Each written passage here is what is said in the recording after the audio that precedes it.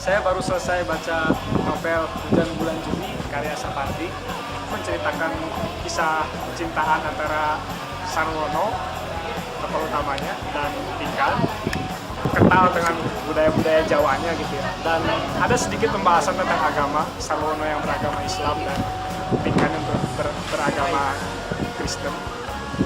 Dan yang menarik dari Sapardi memasukkan unsur-unsur musik seperti Beethoven dan lain-lainnya. Buku ini cocok dibaca buat yang suka melo-melo, yang senang dengan percintaan, yang senang menikmati hujan seperti itu. Kalau mau pinjam aja di Lokatum.